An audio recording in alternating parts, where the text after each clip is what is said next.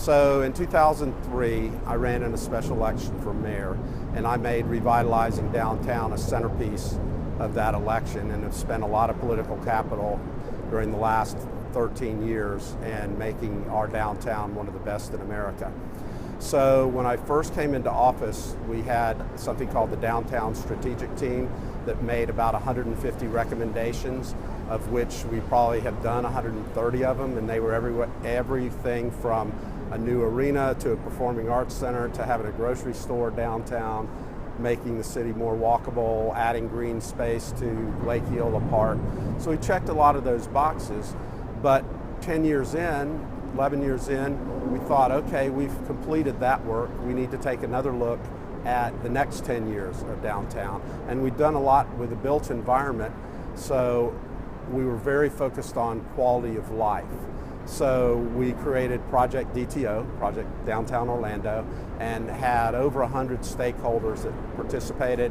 We had public meetings, we had input through a variety of sources, and came up with a new strategic plan, a new Project DTO plan.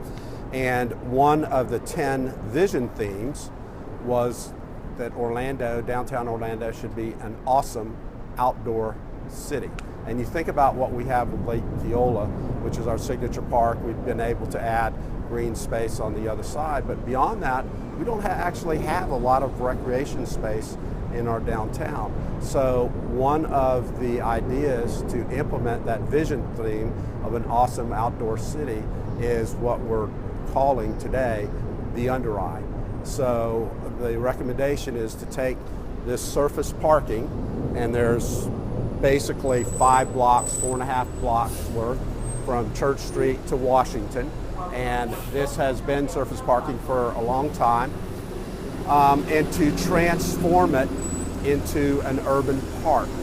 So there'll be 5 distinct blocks stretching from the north to the south. We've got a concept plan, but we're not going to be able to construct it for a few years because of the ultimate I-4 project and all the construction that's going to be going on through here. But we've entered into a memorandum of understanding with DOT, and they have committed $3.5 million. The city has committed $3.5 million. The contractor is going to do some in-kind work, and then we're going to go out and get sponsorships for some of the elements. So this 5-block area is roughly almost 10 acres, 9.75 acres of land. We're going to divide it into 5 distinctive blocks. There'll be a heritage block, an urban athletics block, a family time block, an events block, and a market block. So the heritage block will be at the very end. It'll have murals, and it will have a trail that connects along Washington from Lake Eola all the way to Division Street. And that will then connect up with the urban trail and Gertrude's Walk. So we'll have a nice trail system leading in. Then there's going to be an athletic block that'll have 2 indoor-sized soccer fields. It'll have pickleball courts, shuffleboard courts. It'll have a 1/4-mile track around it. There'll be game tables for chess and checkers and that type of stuff. The next block will be the family time block. So that block will have an ADA playground. There will be a bocce ball court, an interactive sculpture garden. There'll be super swings. So that's a family gathering spot. And then the next block will be the events block, and it'll have a dog run, it'll have a skate park, it'll have performance space, it'll be a gathering space. And then the last block will be the market block, which will have areas for kiosks. So on, say, game nights for Orlando City or the Orlando Magic or Solar Bears, that could be a gathering spot. It'll have performance space. So just imagine this alive. And the other thing that we like about it, with the redevelopment of the police block that the Magic are going to do, and then with Creative Village, that's going to bring all the people residential stuff on this side, it gives the people that are living in downtown another place to recreate. And it also, rather than having I-4 as a dividing line between east and west, it becomes a gathering place for east and west. Soccer fields will be artificial turf or indoor type of fields, and then the ADA playground will have that bouncy type of surface. And there'll be probably some of it will be concrete. Let's see, the pickleball courts will have whatever surface you would play tennis on, so there'll be different surfaces, but no grass. There'll also be fans, and the brand name, think of the big ass fans to circulate air underneath. But also the other thing that's naturally built in is it's going to be shaded. So when we're here in the summertime and it's 100 degrees out, which it's going to be 90 something today, and look, we're standing here in the shade and it's not so bad here.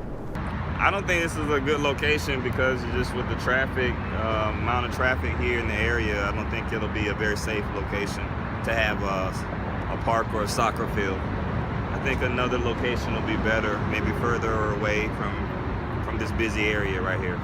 Mayor Buddy Dyer has proposed putting a park here under I-4 in downtown.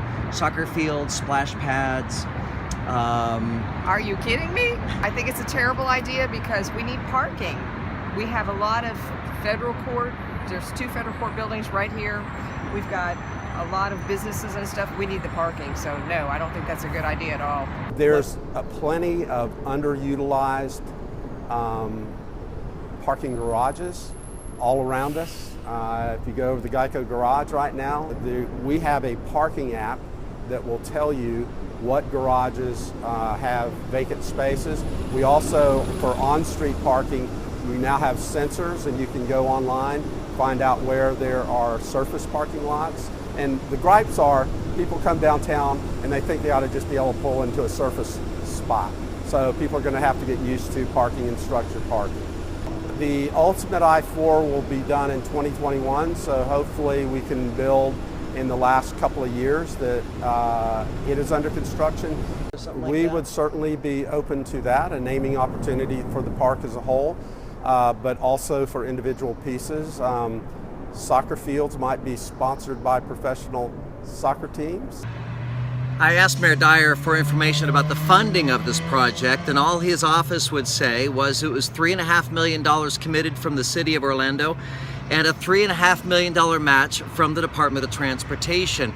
This project is obviously still several years out, as the I-4 Ultimate project itself is expected to last until 2021, and the under I-4 project can't begin until after the I-4 Ultimate project is completed.